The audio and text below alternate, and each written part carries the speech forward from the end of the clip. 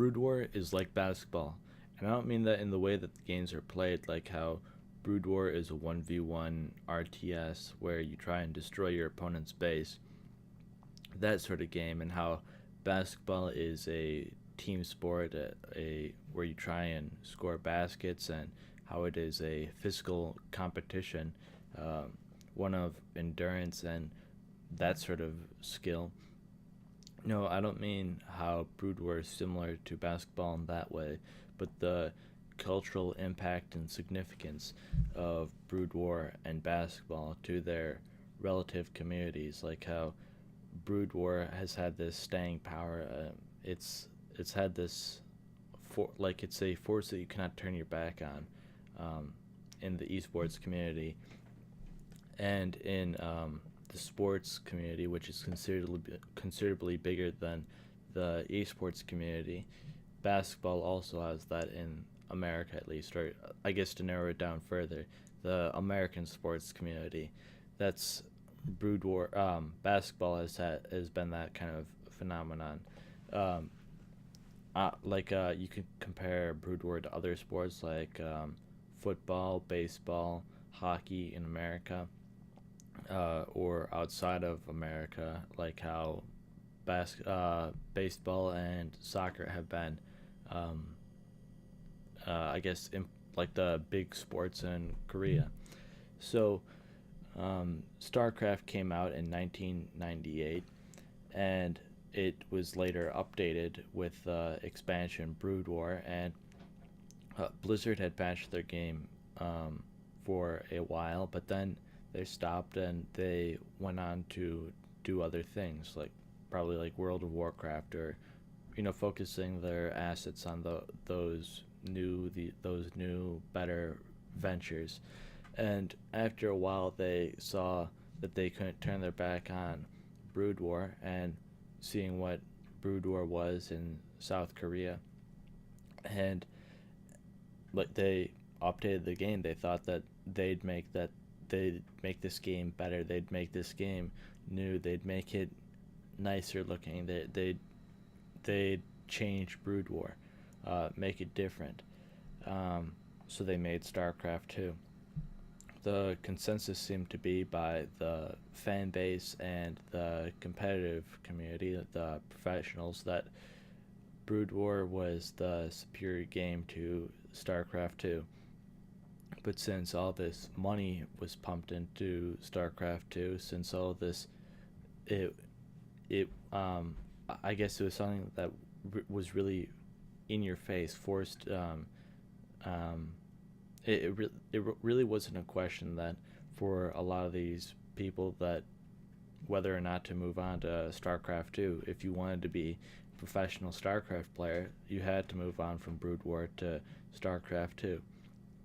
But then, as so, the Brood War community was neglected for a few years, and StarCraft 2 had its glory days, I guess.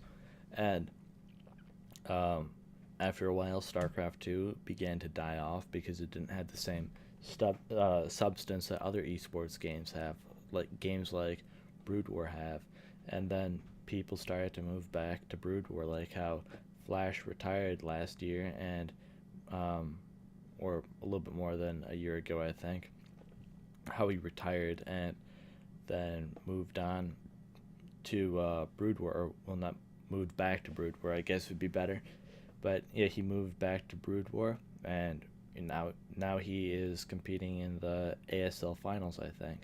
Um, I'm not a huge fan of Brood War and StarCraft 2, and this is something that I've known about StarCraft for quite a while, but I've really been mostly the most casual, most low level fan of these games that you could be.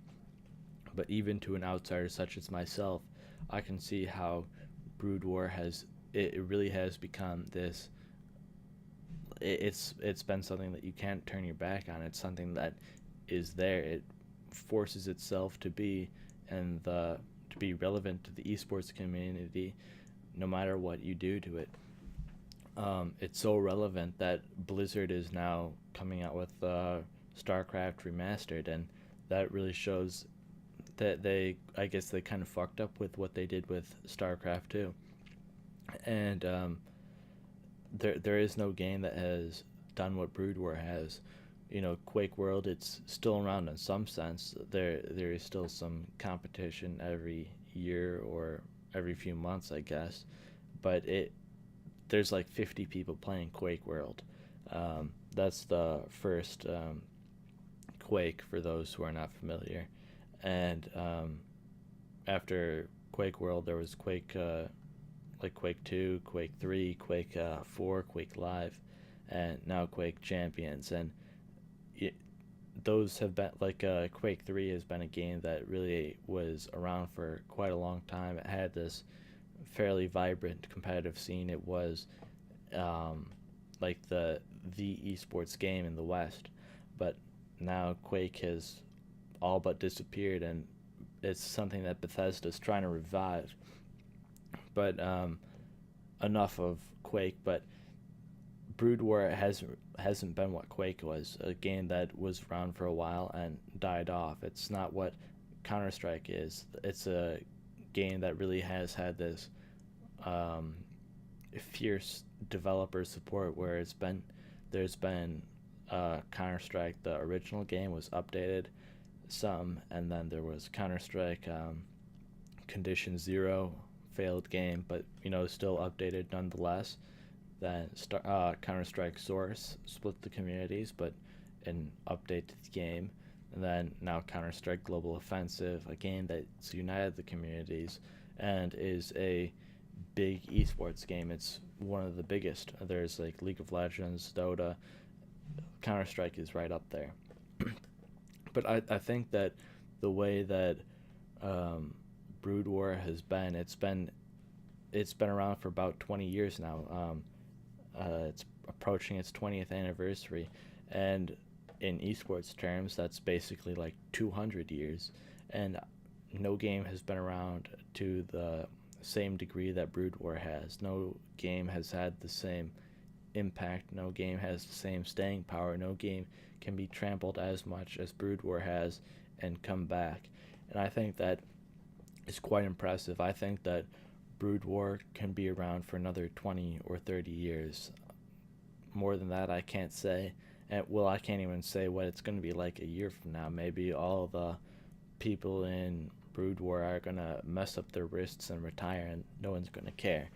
But, yeah, I think that Brood War definitely has this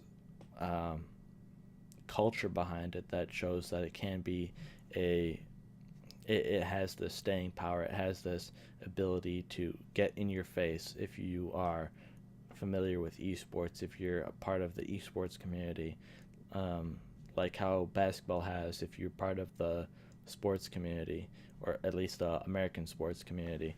And I think that we can't ignore Brood War anymore, that we just have to embrace this game if you're one of the people who are still ignoring Brood War.